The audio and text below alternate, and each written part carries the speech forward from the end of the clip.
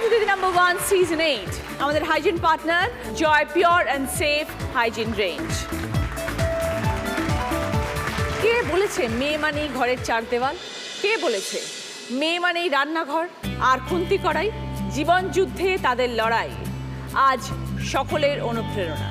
বাইরে হোক বা ঘরে, দিদিরা আজ মাথা উঁচু করে লড়ে। এমনই চারজন দিদির গল্প নিয়ে শুরু করব আমাদের আজকের গল্প।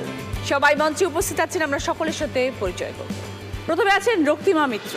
নমস্কার দিদি, আমি আসছি কোদালিয়া থেকে। আমি একটি ইন্টারন্যাশনাল স্কুলের অ্যাডমিনিস্ট্রেটর পদে আছি। তাছাড়াও আমার সারা বিশ্বে বাংলার শিল্পকলাকে নিয়ে একটি কর্ম শুরু করেছি 2018 থেকে। সেই গল্পই আজকে তোমাকে শোনাচ্ছি। তোমার কাজ নিয়ে তো কথা শুনবো, তার পাশে দেখতে পাচ্ছি এত সুন্দর সুন্দর হাতের কাজ সব তোমার। হ্যাঁ, এই এক একটা যেগুলো বানাও। হ্যাঁ, এগুলো আমরা বানিয়ে থাকি। ওকে, আমি সব এগুলো দেখবো, ওখানে গিয়ে দেখবো এবং গল্পটাও শুনবো নিশ্চয়ই। এরপর আছে সুচিস্মিতা।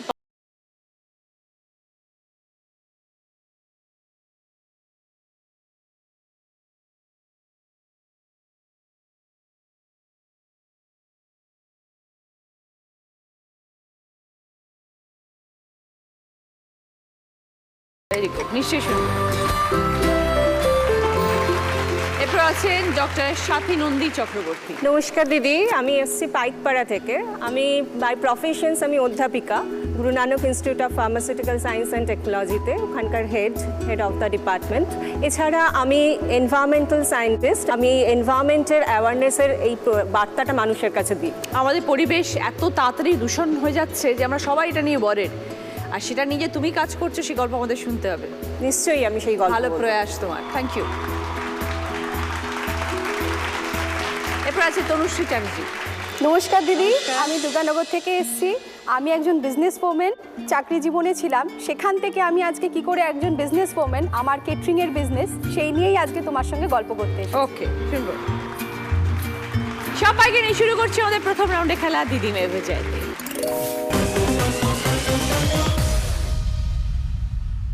দিদি, আপনার সাথে কথা বলি আগে। এত সুন্দর হাতের কাজ, এটা শুরু হলো কিভাবে? এটা আসলে আমার ছেলে একদম ছোট থেকেই খুব আঁকা নিয়ে নানান রকমের এক্সপেরিমেন্ট করতো। ছেলে? হ্যাঁ, আচ্ছা। এবং সে এখন 13 বছর বয়স, তার অলরেডি 3টে এক্সিবিশন হয়ে গেছে। বাহ! সে মুম্বাইতেও গেছিল। তো এবার একটি স্কুলের প্রজেক্ট নিয়ে কাজ করাতে আমার পরিবার সবাই ইনভলভড হয়ে যায়। তখন মনে হয়েছিল যে পরিবার থেকেই যদি কিছু করা যায়, তাহলে বাংলার শিল্পকলাকে যদি আমি সবার কাছে পৌঁছে দিতে পারি তাহলে কেমন হয়। তো সেই জন্যেই আমি তখন নানান জায়গায় ঘুরেছি। আমি মেদিনীপুর গেছি, পুরুলিয়া গেছি, ইকো পার্কে যত মেলা হয়েছে সব চষে বেরিয়েছি।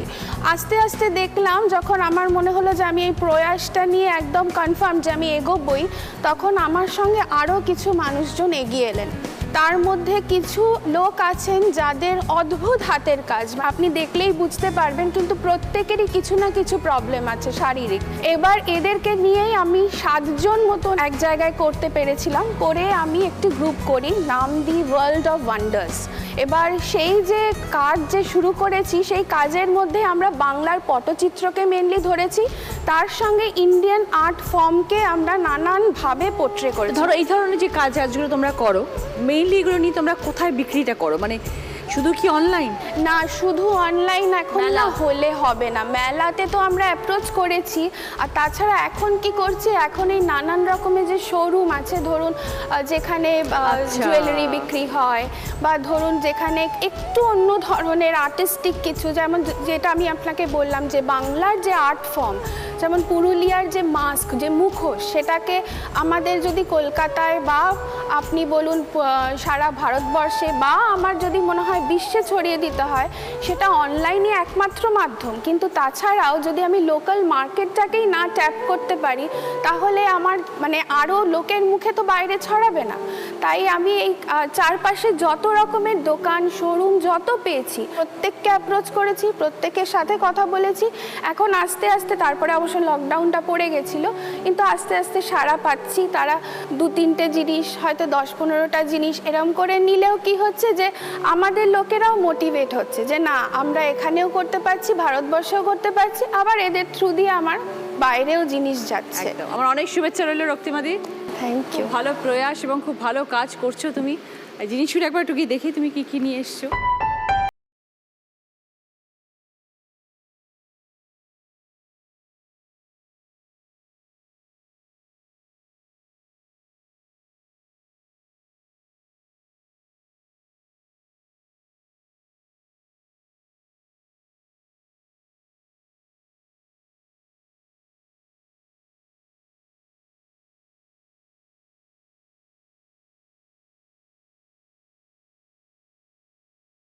এইটা কাঠের গুঁড়ি। আমফানের যে যত গাছ পড়ে গেছিল সেই গাছ যাতে ওয়েস্ট না হয় তার বার্কগুলো কেটে কেটে তার উপরে আমরা পেইন্ট করেছি। বাহ। তাতে কিন্তু গাছগুলো আমাদের মনে রয়ে যাচ্ছে যে না নষ্ট ঠিক, করলাম ঠিক, না, ঠিক। কি হয়েছে আমফান একদম। এসেছে তো। একদম ভীষণ সুন্দর। আর এইগুলো হচ্ছে কোস্টার্স।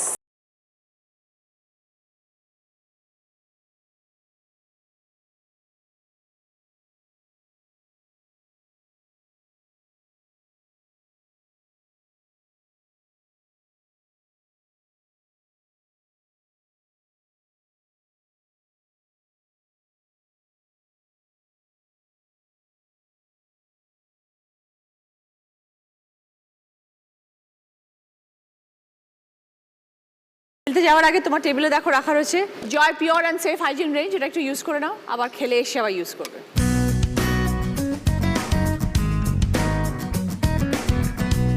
খেলাটা একটু বুঝিয়ে দিই। এখন একটা 4টে ট্রে আছে যার দুটো এন্ডে আপেল ব্যালেন্স করে রাখা রয়েছে, যেটা তোমাদের করতে হবে। ওখানটা দেখো একটা খালি স্ট্যান্ড রয়েছে, হাতে করে ব্যালেন্স করে নিয়ে যেতে হবে একটা করে ট্রে দিয়ে, ট্রেগুলো ওখানে রাখতে হবে, আপেল যেন মধ্যিখানে পড়ে না যায়। Each tray 5 points. 4টে ট্রে আছে, 20 পয়েন্ট স্কোর করার সুযোগ। Time limitation 2 minute. 2 মিনিটের যেই বেশি হয়ে যাবে এখানে বেল বেড়ে যাবে, সেইটুকু সময়ের মধ্যে যে করা ট্রে রাখতে পারো। প্রথমে খেলতে আসছে রক্তিমালা।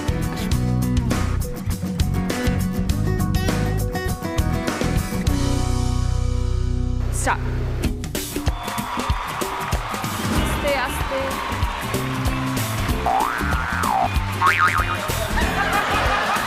ধাক্কা লাগলে হবে না, আস্তে করে বার করতে হবে।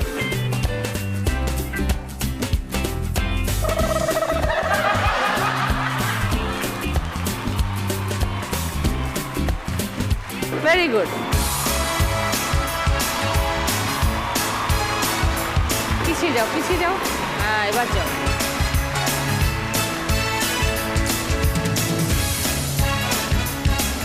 চলো, ভেরি গুড। 10 পয়েন্টস হয়ে গেছে।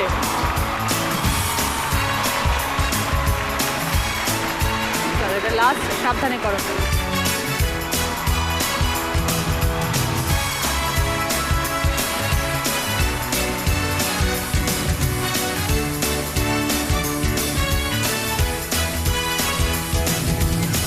খুব ভালো, ভেরি গুড। রক্তিমাদি 3টে ট্রে রাখতে পেরেছেন, তাই 15 পয়েন্টস। সুচিস্মিতা, এবার তোমার সাথে কথা বলবো। নিশ্চয়ই দিদি। অনেক শারীরিক প্রবলেম ছিল, সেগুলোকে ওভারকাম করে আজ তুমি সুস্থ। কি হয়েছিল? অ্যাকচুয়ালি আমরা বেসিক্যালি শিলিগুড়ির থেকে বিলংস করি। লাস্ট 5 ইয়ার্স আমি কলকাতা বিকজ অফ জব। তো যখন আমি ফার্স্ট ইয়ার পড়ি, রিসেন্টলি আমি আমার বাবাকে হারিয়েছি। তো লাইক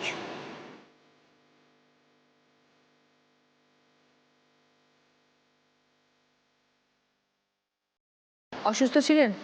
বাবা ঘুরতে এসেছিল কলকাতাতে। তো উনি শিলিগুড়িতে থাকতেন? শিলিগুড়িতে। আমার ছেলে একদম ছোট, তো আমি কন্টেস্টে গ্রিসে যাওয়ার কথা ছিল। আমারটাই বলছি ফার্স্টে, যখন আমি কলেজে পড়ি সাডেনলি আমার পেন হতো না কিছু, সাডেনলি ব্ল্যাক আউট হয়ে যেতাম আমি। ফার্স্ট টাইম যখন হয়েছে তখন আমি ওখানে হসপিটালে অ্যাডমিট হয়েছি। তো ডক্টর বলেছে মেবি হতে পারে কোনো মেডিসিনের সাইড এফেক্টে হয়েছে। তো 1 ইয়ার পর ঠিক আবার আমি একদিন প্রচণ্ড আমার মানে এত পেন হচ্ছে, তখন আমি একটা চোখের ডক্টরের কাছে গেলাম। মাথায় পেন? মাথায় পেন হচ্ছে। তো ডক্টরের কাছে গেলাম, ডক্টর বললো মেবি হতে পারে তোমার চোখের প্রবলেম, কিন্তু আইসের জন্য এত বেশি পেন কোনো সময় হয় না। তো সেদিন স্যাটারডে ছিল, তো তুমি মানডে একটা সিটি স্ক্যান করো। সানডেতে গিয়ে আমি আবার সেন্সলেস হয়ে গেছি। তখন আমাদের শিলিগুড়িতে নিউরোলজিস্ট ডক্টরের কাছে আমি অ্যাডমিট হলাম। তো ডক্টর বললো রাইট সাইডের একটা ব্ল্যাক স্পট পড়ে গেছে ব্রেনে। হ্যাঁ, তো তার জন্য তুমি এটা একটা ডিজিজ হয়ে গেছে, যেটা 1 ইয়ার পর পর সেটা হয়তো, সেটা আমি বুঝতে পারিনি। ডক্টর বলছিল কোনো টেনশন নেওয়া যাবে না, আগুনের সামনে কোনো সময় যেতে পারবে না, পড়াশোনা নিতে গেলে টেনশন নিতেই হবে, তো পড়াশোনাটা তুমি স্টাডিটা বন্ধ করো। তো আমি ওর পরে কন্টিনিউ স্টাডি করলাম, আর সাথে আমি পুরো আয়ুর্বেদিক মেডিসিন আর ইয়োগা। না কিন্তু সুচিস্মিতা, তোমার যে ব্রেনে যে ব্ল্যাক স্পটটা বলছো, যেটা তোমাকে নিউরোলজিস্টরা ডিটেক্ট করলো, দিয়েছিল, কিন্তু দিদি ওখানে আমাকে এত মেডিসিন দিত যে আমি সকাল থেকে দুপুর অবধি, ইভেন আমি যখন বাথ নিতাম, শাওয়ার নিতাম, আমার নিজের কোনো সেন্স থাকতো না, শুধু মানে আমি শুধু ঘুমোতাম। তো বাবা বললো যে এইভাবে তো হবে না, তাহলে আমার হোল লাইফ কি হবে? তো আমরা তখন টিভিতে রামদেবজির ইয়োগাটা দেখতাম। তারপরে আমি মর্নিং 4টার থেকে উঠে 6টা অবধি প্রাণায়াম করতাম। ভোর 4টা থেকে 6টা ভোর 4টা প্রাণায়াম থেকে, করতে হ্যাঁ। 2 ঘন্টা? ওটা করেছি। ওটা করার পর আমি মাস্টার ডিগ্রি কমপ্লিট করেছি। তারপর আমি একটা এমএনসি অর্গানাইজেশনে জয়েন করেছি, ওখানে অ্যাজ এ ম্যানেজার। তা হাজবেন্ডের সাথে পরিচয় হলো কিভাবে? হাজবেন্ড অ্যাকচুয়ালি আমরা সেম অর্গানাইজেশন, আচ্ছা, একসাথে কাজ করতে। হ্যাঁ। ও ক্লায়েন্ট লেভেলে ছিল, তখন আমি সার্ভিস ভেন্ডারে ছিলাম। ওকে। তারপরে আমি মিসেস ইন্ডিয়া কন্টেস্টে ইল্লালিতেই হয়েছিল আমাদের নমিনেশন, তো ওখান থেকে আমি কলকাতাকে রিপ্রেজেন্ট করেছি। তুমি কি করে এত কিছু করতে? তুমি চাকরি করছো, তুমি একজনের স্ত্রী, একটা বাচ্চা আছে, সব কিছু করছে, কি করে দিল্লিতে কি সব করলে? আমি সবসময় ফিল করি there is a will, there is a way. তো এটাই আমার, তার জন্য আমি আজকে মিসেস ইন্ডিয়াকে কলকাতাকে রিপ্রেজেন্ট করেছি, আমাদের ইস্টকে রিপ্রেজেন্ট করেছি। Very ওখানে good. গিয়ে গ্রিসে আমরা 10 ডেজের জন্য ছিলাম, তখনই আমার বাবা এখানে এসেছিল। বাচ্চাকে রাখার জন্য? হ্যাঁ, কারণ আমার ছেলেকে মেডের উপর আমি দিয়ে যেতে চাই না, তো সো দ্যাট আই ফিল ওখানে গিয়ে আমি একটু কনসেন্ট্রেট করতে পারবো। Very good. এখন কি করছে সুচিস্মিতা? এমএনসি জার্মান কোম্পানিতে অ্যাজ এ ডেপুটি ম্যানেজার আছে। বাহ, ভেরি গুড। আর তোমার শরীর কেমন আছে এখন? এটা ব্ল্যাক স্পট নেই। আমি আফটার 1 ইয়ার আমি আবার সিটি স্ক্যান অ্যান্ড এমআরআই করে আবার আমি হরিদ্বারে গিয়েছিলাম। ওখানে বলেছে কিছু হরিদ্বার যাও? Last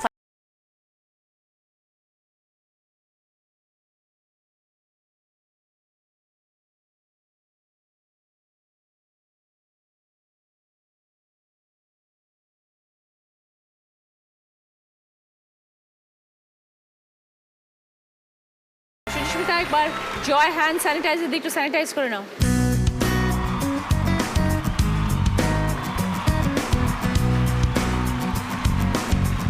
Start.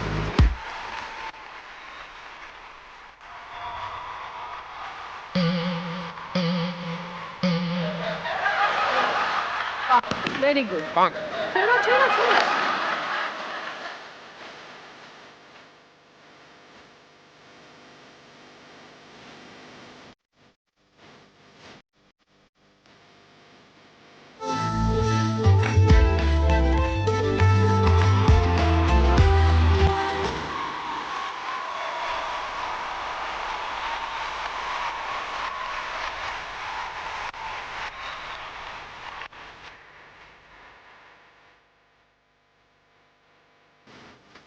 তাড়াতাড়ি তাড়াতাড়ি এসো।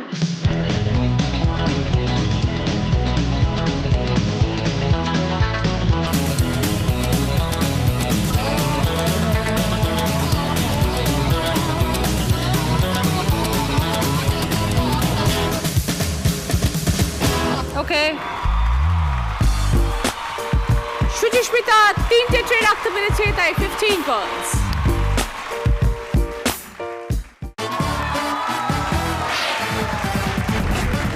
ফিরে এলাম ব্রেকের পর। আপনারা দেখছেন দিদি নাম্বার 1 সিজন 8, আমাদের hygiene partner Joy pure and safe hygiene range. আমরা এখন আছি দ্য ললিত গ্রেট ইস্টার্ন কলকাতাতে।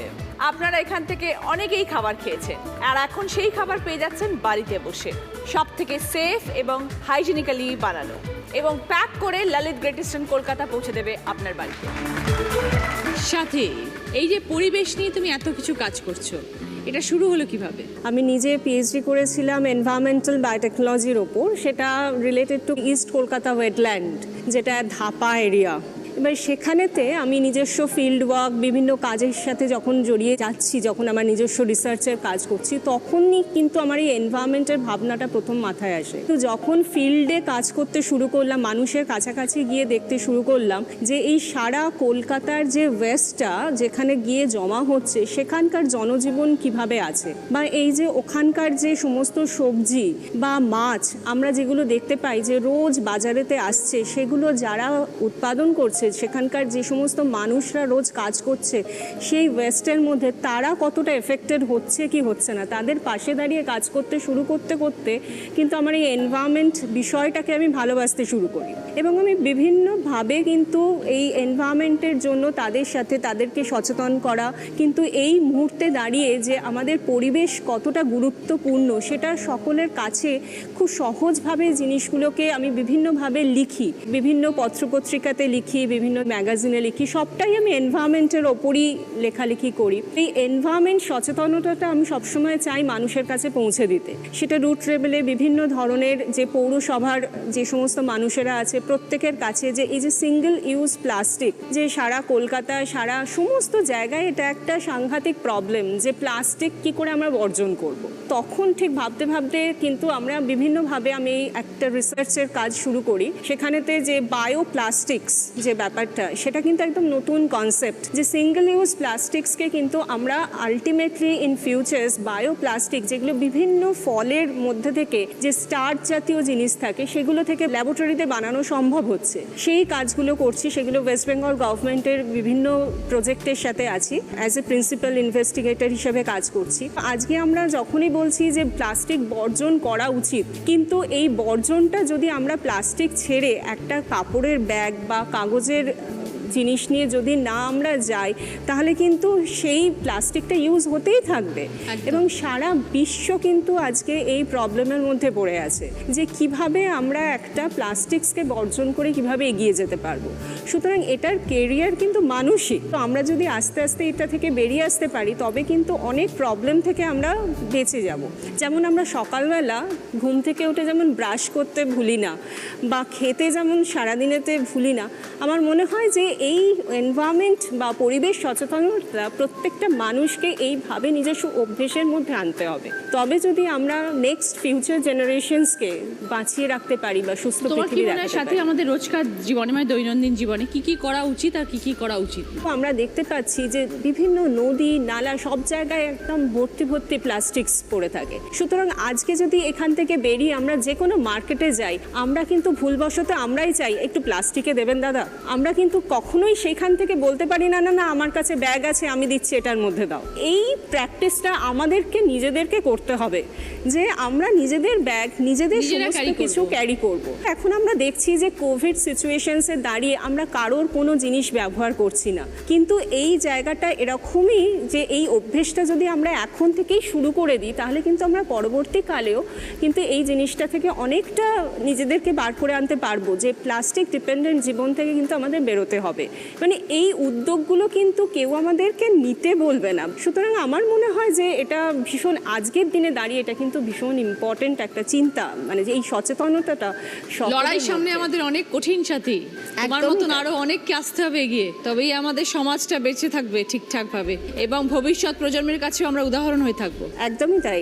এর মধ্যে আর একটা জিনিস যেটা কোভিড বর্জ্য, যে বায়োমেডিক্যাল ওয়েস্ট আমরা শুধু এতদিন জানতাম কিন্তু হসপিটাল থেকেই আসতে পারে। আমরা প্রত্যেকে যে একটা করে মাস্ক পরছি, আমরা যে প্রত্যেকেই একটা করে গ্লাভস কিংবা সমস্ত কিছু পরছি, এগুলোও কিন্তু সাংঘাতিকভাবে আমাদের এনভায়রনমেন্টকে ক্ষতি করতে পারে। এই প্রত্যেকটা মাস্কের মধ্যে দিয়ে এই যে আমরা পরে আছি, এই যে আমরা যখন কথা বলছি তার মধ্যে যে ড্রপলেটসগুলো আসছে সেখান থেকেও কিন্তু প্রচুর ভাইরাস আমাদের এনভায়রনমেন্টে ছড়িয়ে পড়তে পারে। সুতরাং সেটা নিয়ে আমরা কতটা সচেতন যে সেটাকে যেখানে সেখানে ফেলা যাবে না। সুতরাং এই জায়গাগুলো কিন্তু আসল যেখান থেকে কিন্তু আমাদের গোষ্ঠী সংক্রমণ ছড়িয়ে পড়তে পারে এবং আমাদেরকে খুব সতর্কভাবে এনভায়রনমেন্টকে বাঁচানোর জন্য এই ধরনের ওয়েস্ট ম্যানেজমেন্টগুলো আমাদের জানতে হবে। সবাই যদি আজ শুনে থাকে তাহলে নিশ্চয়ই তারা একবার ভাববে রাত্রে শোয়ার পরে যে আমরা কি ঠিক করছি আর আমরা কি কি ভুল করছি, আমাদের কি কি করা উচিত। একদম। থ্যাংক ইউ সাথী, খুব ভালো থেকো, এইভাবেই আমাদের সমাজকে আরও আগে নিয়ে যাও চেষ্টা করো। Thank you so much.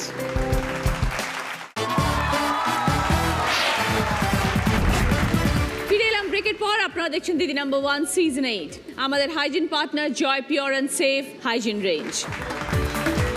আমরা এখন আছি দ্য ললিত গ্রেট ইস্টার্ন কলকাতাতে। আপনারা এখান থেকে অনেকেই খাবার খেয়েছেন আর এখন সেই খাবার পেয়ে যাচ্ছেন বাড়িতে বসে, সব থেকে সেফ এবং হাইজিনিক্যালি বানানো এবং প্যাক করে ললিত গ্রেট ইস্টার্ন কলকাতা পৌঁছে দেবে আপনার বাড়িতে। এবার খেলতে আসছে সাথী।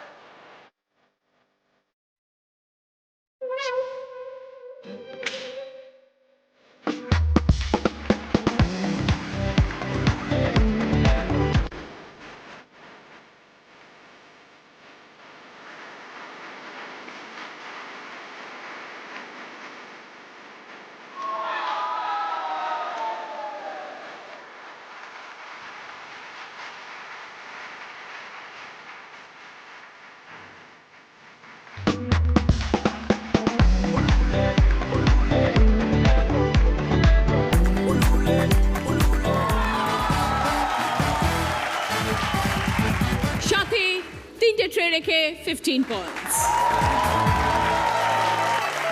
তনুশ্রী, চাকরি ছেড়ে দিয়ে ব্যবসায় ঢুকলে, হ্যাঁ। কেন মনে হলো এরকম? আমার বাবার ব্যবসা ছিল। আমি যখন ক্লাস 4-এ পড়ি হঠাৎ করে বাপির ডেথ হয়ে যায়।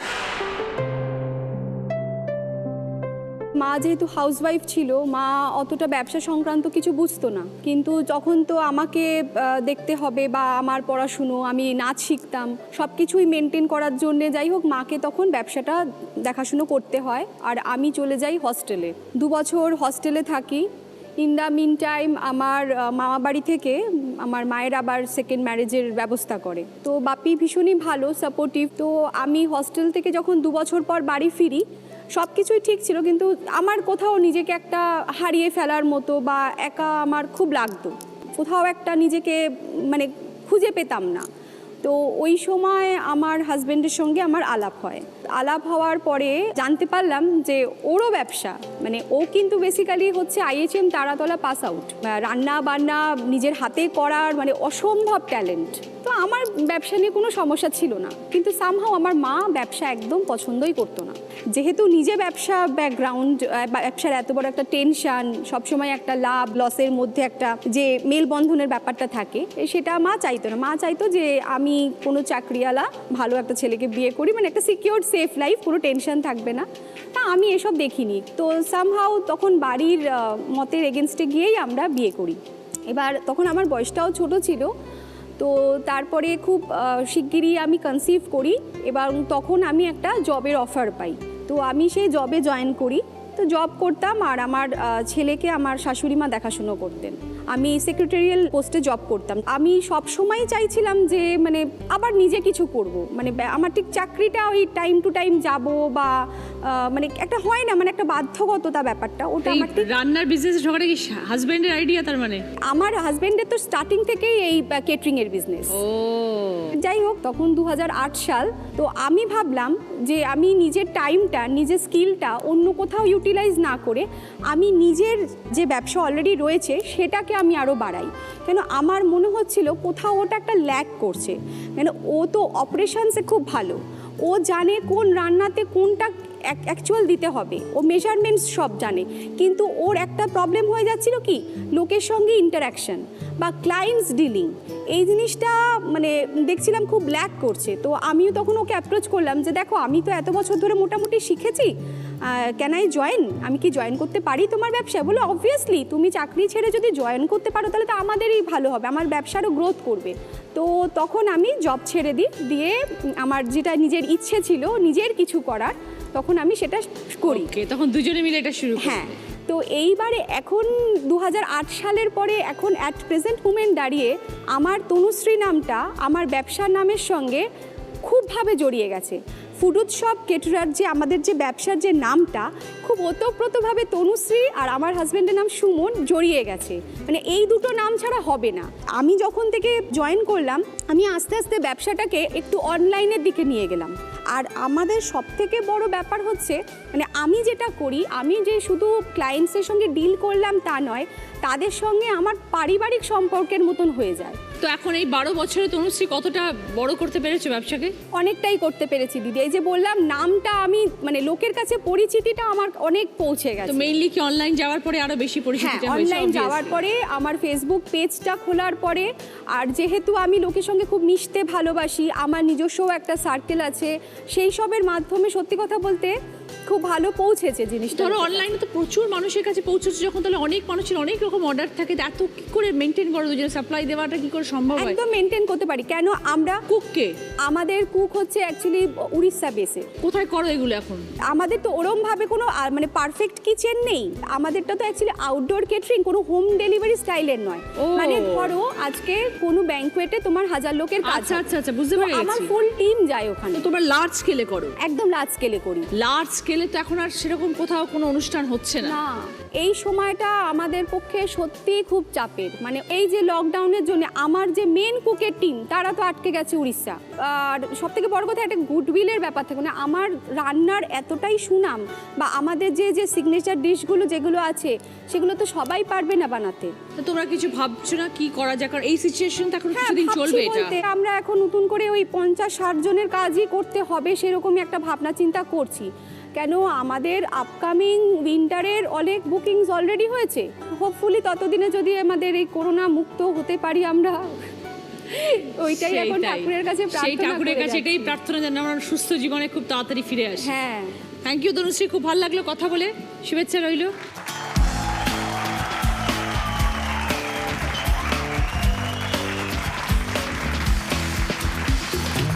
সবাই কিন্তু 15-এ আটকে গেছে, তোমায় 20 করতে হবে।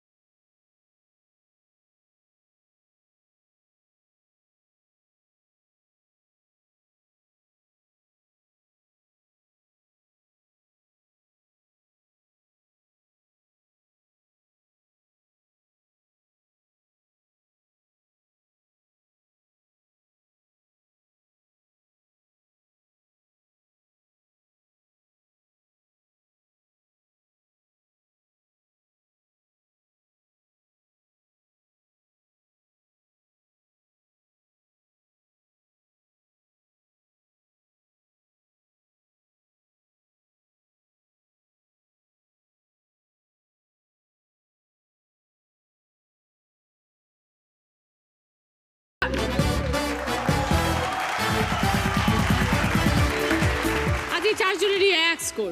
তনুশ্রীও 3টে ট্রে রেখে 15 পয়েন্টস। এই রাউন্ডে চারজনেই সেম পজিশনে, চারজনেরই স্কোর সেম 15 পয়েন্টস। প্রত্যেকে যেরকম যেরকম খেলতে এসে সেরকম গিয়ে গিফট চুজ করবে। রক্তিমাদি পছন্দ কর্নার র্যাপ, সুচিস্মিতার পছন্দ এয়ার ফ্রায়ার, সাথীর পছন্দ টি সেট, তনুশ্রীর পছন্দ পুষ্পা ফার্নিচারের তরফ থেকে ড্রেসিং টেবিল। পুষ্পা ফার্নিচার, যত্ন থাকুক সবকিছু।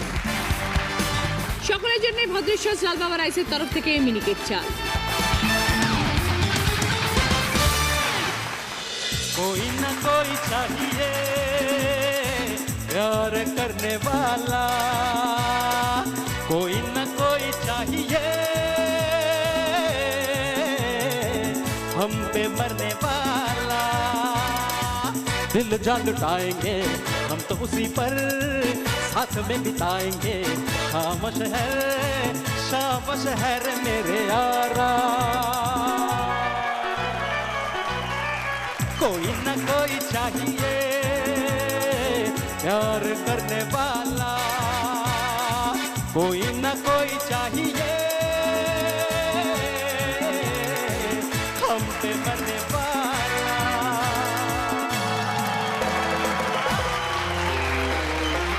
আজকে আমাদের স্পেশাল গেস্ট রাহুল।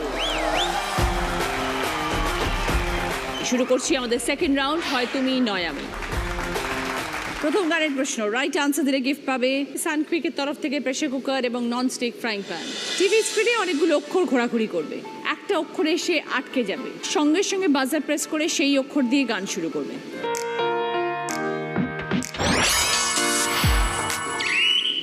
রক্তিমাদি, এই নূতন দেখা দিই কারবার, জন্মের প্রথম শুভক্ষণ। 5 পয়েন্টস।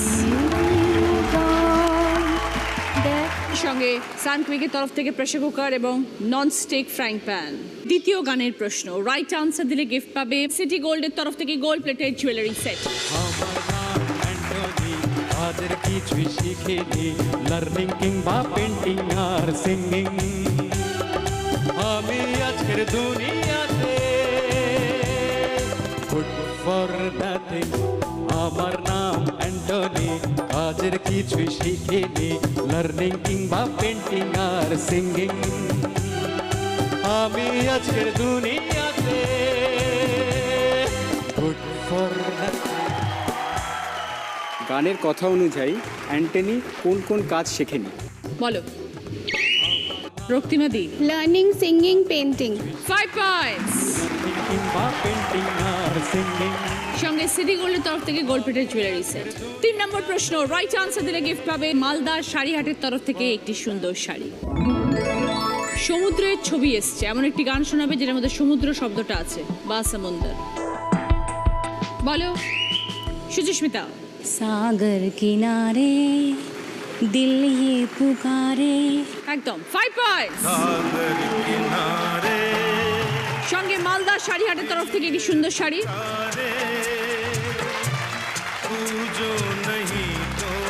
4 নম্বর গানের প্রশ্ন, রাইট আনসার দিলে গিফট পাবে hair dryer, hair styler kit.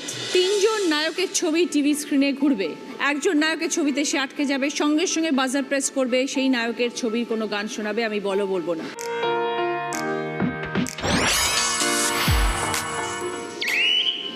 সাথী, এই রাত তোমার আমার, এই চাঁদ তোমার আমার। এটা উত্তম কুমারের গান নয়, এটা সুচিত্রা সেন এবং বসন্ত চৌধুরীর গান, দ্বীপ জেলে যায়। -5।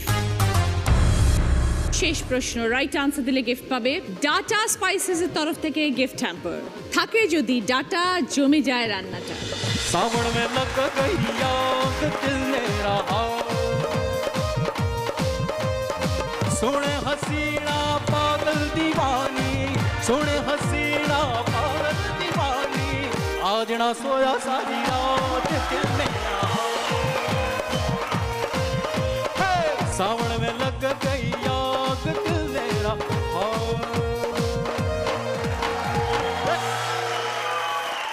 গানের কথায় দমকলের সাথে সম্পর্কিত কোন শব্দ আছে? বলো সুচিস্মিতা। आग। 5 পয়েন্টস। সঙ্গে ডাটা স্পাইসেস এর তরফ থেকে গিফট হ্যাম্পার। सावन में लग गई आग दिल ने रहा। শুরু করব আমাদের থার্ড রাউন্ড, কার দৌড় কত দূর। Headphone round. প্রথমে খেলা শুরু করবেন রক্তিমাদি। রক্তিমাদি, হেডফোনটা পরুন। যখন কাজ থাকে না কি করো? সাদের লাউ বানাইলো মরে বৈরাগী।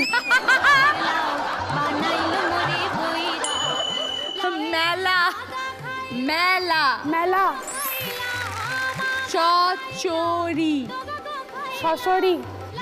চচ্চড়ি শশরি। পাতকুয়া পান্তুয়া। পাতকুয়া পান্তুয়া। পাতকুয়া পাতকুয়া পাতুয়া। ঘাগড়া ঘাগড়া রান্না। রুমাল রুমাল। চচ্চড়ি সঞ্চরি। চচ্চড়ি চচ্চড়ি।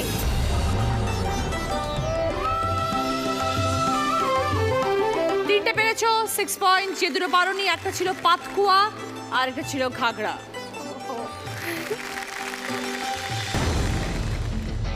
জীবনে কি চলছে?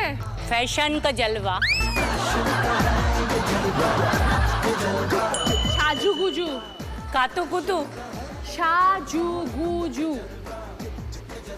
কালিয়া। তানপুরা। चालपोरा। তানপুরা। तालपोरा। দই। মোচা। বলো মোচা। मौशा। মোচা। मोचा। দই। দই। दोई। তানপুরা। चालपोरा। তা তা ত তানপুরা।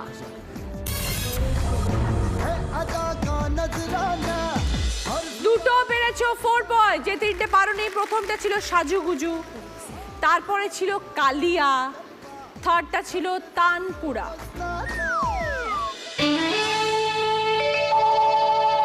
পরিবেশটা কেমন এখন? আহা কি আনন্দ আকাশে বাতাসে। আকাশে বাতাসে জঙ্গল। শশধর। জঙ্গল। চশমা। চশমা। তাড়াতাড়ি। তাড়াতাড়ি। তালগাছ। আকাশে বাতাসে হনুমান। বাজনা। বাচ্চা। শাখে শাখে তাড়াতাড়ি। তাড়াতাড়ি। জঙ্গল। চারিপাশে জঙ্গল। চোখের। জ জ জঙ্গল। শোকের পাখি ডাকে কত শোভা চারি দুটো বেড়েছো 4 পয়েন্টস। যে তিনটে পারলে না, প্রথমটা ছিল জঙ্গল, তারপরে ছিল 4 নম্বর হনুমান, আর 5 নম্বর ছিল বাজনা। বর সারাদিন কি বলে? আমি সিসি ভজরি মান্না। আমি শিশু ভদ্র হরি মান্না কাতলা। আলতা। কাতলা। রান্না। কাতলা। ছান্তা। তো কৌটো। শব্দ। কৌটো। কৌটো। হ্যাঁ। কই। কই। কই। কই। কই। কই। খই। কই। হ্যাঁ। ব্যবসা। ব্যবসা। মাছি। মাছি।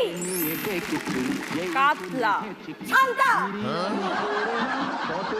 কাতলা।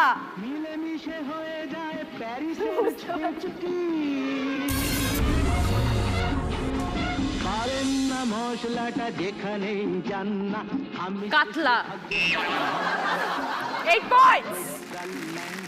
থার্ড রাউন্ডের স্কোর। এই রাউন্ডে ফার্স্ট পজিশনে আছে তনুশ্রী, 8 পয়েন্টস।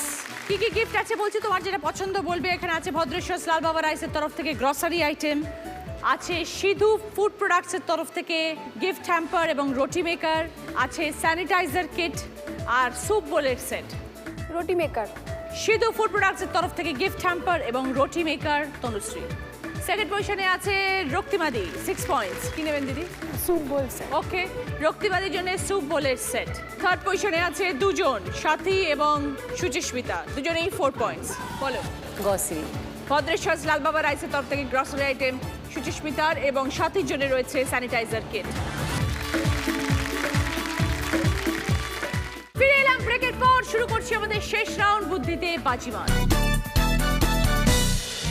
আমার কস্টিউম স্পন্সর করেছে হাতে নাতে। সকল দিদিদের জন্য রয়েছে রুবি জেনারেল হসপিটাল তরফ থেকে বিশেষ প্রায়োরিটি হেলথ কার্ড। ভালো থেকো। আপনার অথবা পরিবারের যে কোনো একজনের জন্য free annual health check up package.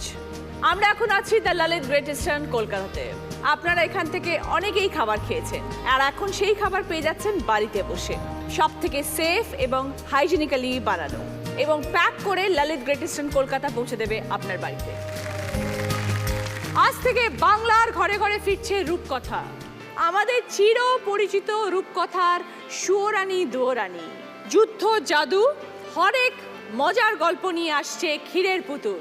আজ থেকে সোম থেকে রবি ঠিক রাত 8টায় জি বাংলায়।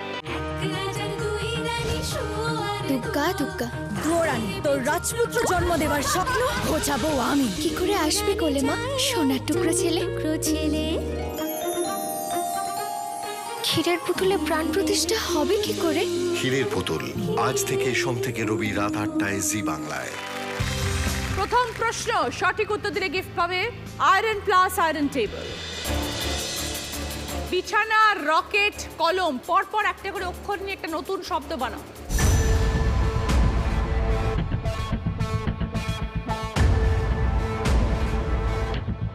এবার বলো। সাথী। বিরল। বোঝাও। বিছানার বি, রকেটের র, আর কলমের ল, বিরল। 20 পয়েন্টস। সঙ্গে আয়রন প্লাস আয়রন টেবিল। দ্বিতীয় প্রশ্ন, সঠিক উত্তর দিলে গিফট পাবে স্টিম কুকার। প্রথম ছবি থেকে একটা শব্দ, দ্বিতীয় ছবি থেকে একটা শব্দ, তারপর আছে একটা ক্লু, ধূপ, পাট, দেশলাই, ছোট বড় আকারে পাই। তিনটে মিলিয়ে একটা অর্থপূর্ণ শব্দ।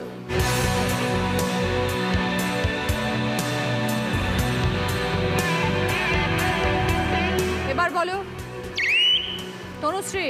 চামর। -10 তনুশ্রী।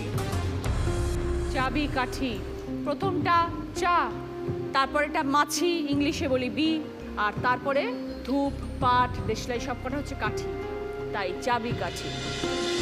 3 নম্বর প্রশ্ন, রাইট আনসার দিলে গিফট পাবে উপাসনা মাস্টার ডয়েলের তরফ থেকে 4.1 অডিও স্পিকার এবং গিফট হ্যাম্পার। রং বেরঙে অংশ ফুলে সুস্বাদু চাট খাই, শেষ অক্ষর বাদ দিলে লোভের কথায় যা পায়।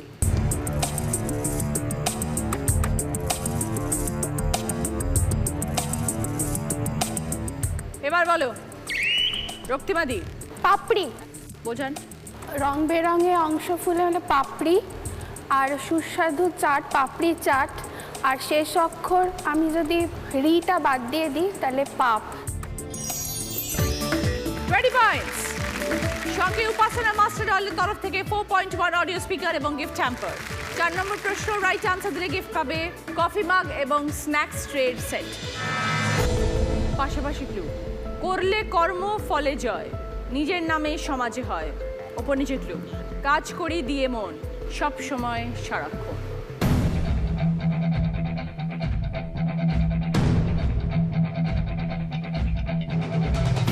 এবার বলো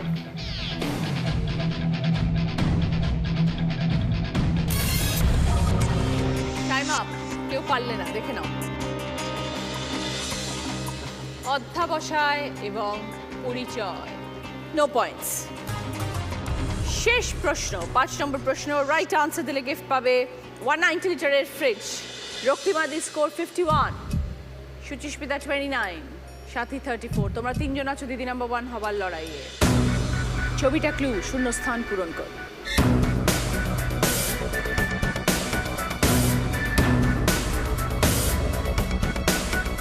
এবার বলো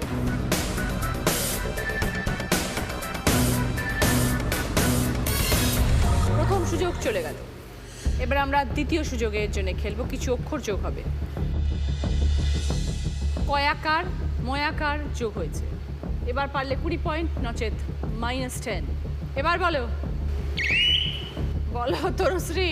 কালো জিরে দিয়ে মাছের ঝোল। 20 পয়েন্ট, সঙ্গে 190 লিটারের ফ্রিজ। শেষ প্রশ্নে যাওয়ার আগে যার স্কোর সব থেকে বেশি ছিল সেই আজকে উইনার। আজকে দিদি নাম্বার 1 রক্তিমাদি with 51 পয়েন্ট। রক্তিমাদির জন্য রয়েছে এবার জ্যাকপট রাউন্ড, যেটা খেলে জিততে পারলে পাবেন জি বাংলা এবং সেনকো গোল্ড ডায়মন্ডের তরফ থেকে সোনার জিনিস। সময় শুরু হচ্ছে এখন, স্টার্ট। ছানা বড়া, বিছানা, চানা মশলা, চিনে বাদাম, মশলা মুড়ি।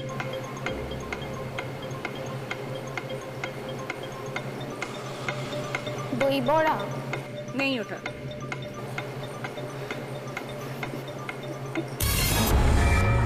মশলা মুড়ি, চিনে বাদাম, চানা মশলা, বিছানা, ছানা বড়া।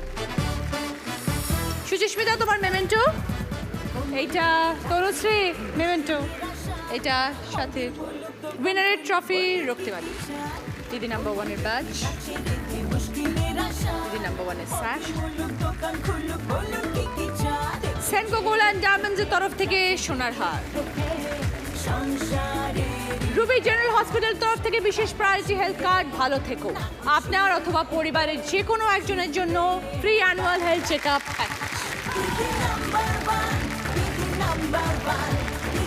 মুখরোচক চ্যানেলের তরফ থেকে গিফট হ্যাম্পার। মিয়ামরের তরফ থেকে দিদি নাম্বার 1 কে। মিয়ামরের তরফ থেকে সকলের জন্য গিফট হ্যাম্পার। সকলের থেকে বিদায় চাইছি, সবাই ভালো থাকবেন। আগামীকাল দেখা হচ্ছে। নমস্কার।